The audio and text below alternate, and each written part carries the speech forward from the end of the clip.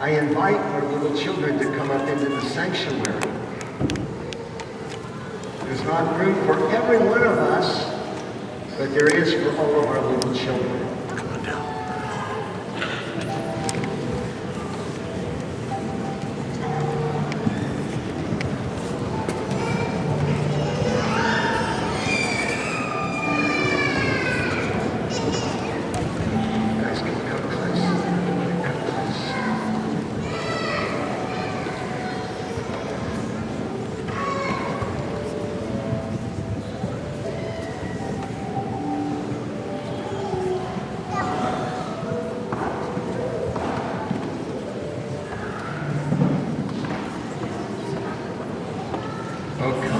Children.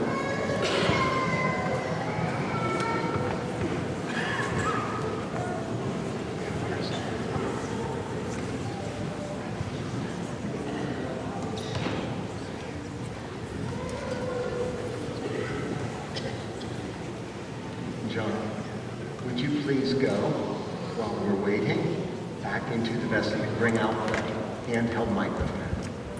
Thank you.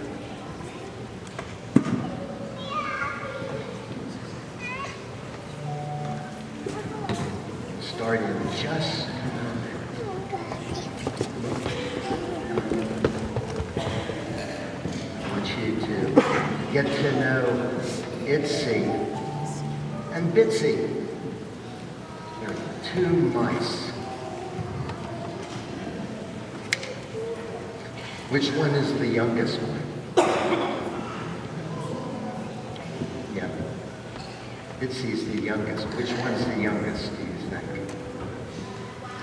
Yeah, this is the youngest, isn't it? The brown, the pink one, brown one. So that's Bitsy, this is Itsy. This is Itsy. What are they? They're mice. Yes. Do you know when you have two mice, what do you call them? Oh, what's one mice called? I forgot. You got that one. That's pretty awesome. Let me tell you the story.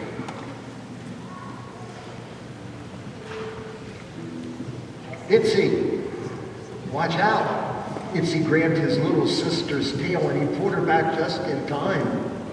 The big wagon rolled past and splashed them with mud. Be careful, Bitsy. You don't want to get run over. Bitsy jumped back and gulped. Her big eyes grew even wider. I've never seen Bethlehem so busy, she exclaimed. People everywhere. Wagons rolling, cows mooing, donkeys pulling, and camels. You know that camels spit. Did you know that? Bitsy stepped away from the camel nearest her. What's going on, Bitsy? Follow me and I'll show you, the older mouse replied. So Itsy took his sister's hand. They scampered to the top of the city wall. It's time to count all the people. Everyone has to go to their hometown and sign the big book. Itsy looked around. This is a big day for Bethlehem. Big day, said a deep voice behind him. Itsy and Bitsy turned. A donkey was talking to them. The mice were on the wall so they could see him face to face. Whoa, you're big, said Itsy. I've never seen inside the nose of a donkey, he added, looking inside the nostril of the donkey. Ew, Bitsy exclaimed. Who are you? She asked the donkey. I'm Daniel from far away town. Daniel, are you here to be counted? No, He said very slowly. I am here because of the king. Because of what? Haven't you heard? The king is coming to Bethlehem. But Bethlehem is an itsy bitsy town. Bitsy exclaimed, why would a king come here? This king is special. He comes for everyone they Like us? like you. Bitsy turned, her whiskers bouncing. Itsy, we need to tell our friends. Yes, yes, Itsy agreed. They'll want to see the king too. The mice dashed between feet, horses, and rolling wagon wheels and ran toward the stable. They scurried under the gate, up the stable post, and onto their favorite rafter. From their spot high above the floor, they could see all their friends. Ruthie, the mama horse, was the biggest.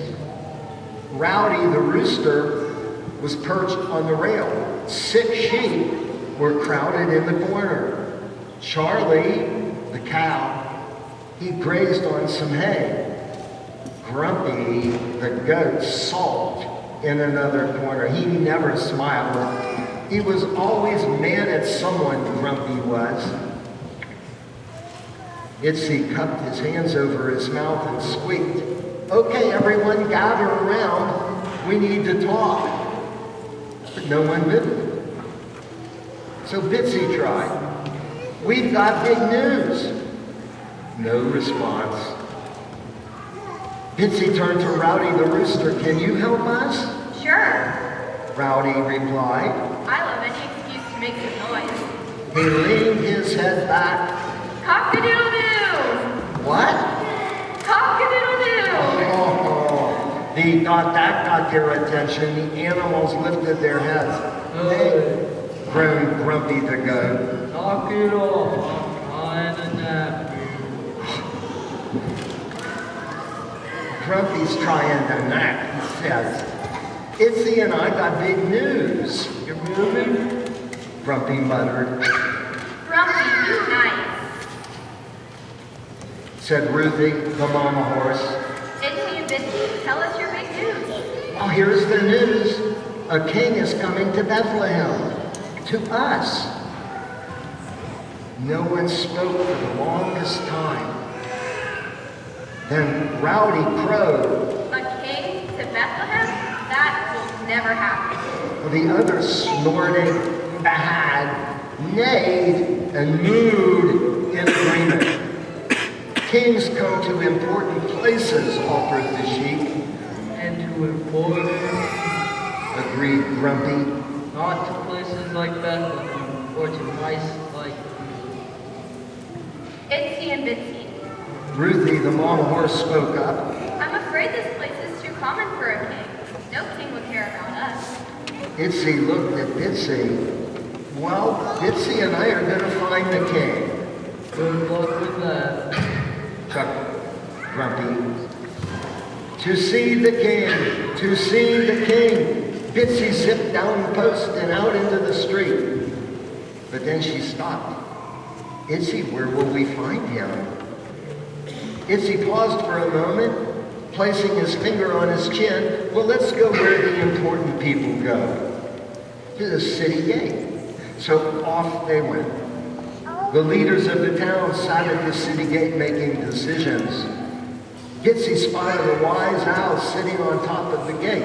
"Mr. Owl," she shouted, "we hear that a king is coming to Bethlehem. Have you seen him?" A king in tiny little Bethlehem? You won't find a king here. So the king hadn't come to the wise ones at the city gate. "I know," Itsy offered. "Let's go where the camels live. Kings ride on camels, don't they?" So they do so, I think. So the two mice scampered over to the camel corral. "Mr. Camel," shouted Itsy, "we're looking for a king. Have you seen him?" Silly mouse, I've seen some very rich and important men in my day, but I assure you, they didn't come here. Kings don't come to common places like Bethlehem. "But we talked to a donkey and..." Never trust a donkey. Snickered the camel. Itsy sighed. "Where else can we look?" "Well, let's look everywhere," said Bitsy. So they ran to the main street. They ran to the hotel. They ran to the city market. Lots of people in all those places, but no king. Finally, Itsy and Bitsy began to get tired. It was getting dark. Let's go home, Bitsy, Itsy sighed. Everyone's right. No king is coming to us. We aren't important enough. Bitsy started to object, but didn't. A tear formed on her cheek as they headed toward home. I always wanted to see a king. Now I guess I never will. But when the mice neared their stable, they saw Daniel the donkey, the same one who had told them about the king. Itsy and Bitsy ran onto the stable fence. We looked all over town for the king, but we couldn't find him. Well, Said the donkey in his low, slow voice. you just did. What did you say? You just did. I did? I found the king? Daniel motioned with his head to the center of the stable where all the animals stood in a circle. The two mice scampered up a fence post and looked. A little baby was sleeping in the manger. Who is he? Asked Itsy. He is the king.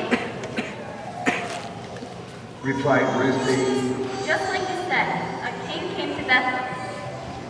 Wow, no way. His name is Jesus.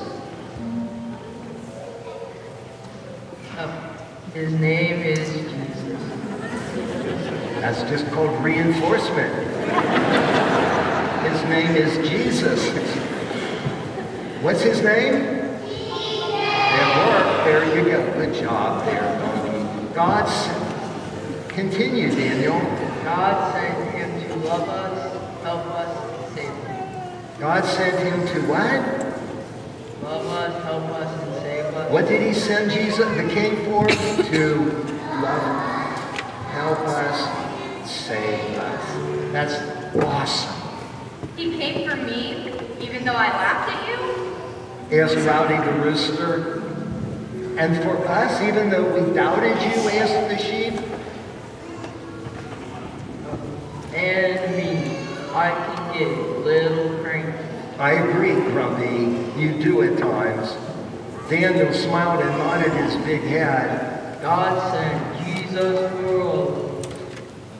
Who would have thought, observed Itsy, a king for everyone. A tiny tear of joy rolled all the way down Bitsy's nose. He came, Bitsy said with a smile, even for a little one like me, even for a little one like you, even for a little one like all of us. Itsy and Bitsy both are carrying this heart that says God's love is so big. We want you to remember how big God's love is. And so we're going to give each of you one of these to take back to your place with you. We have help with you. So here comes. So we can have music play, and you guys can help us. Hey kids, let's hear it for Grumpy and for your sister. That's the music.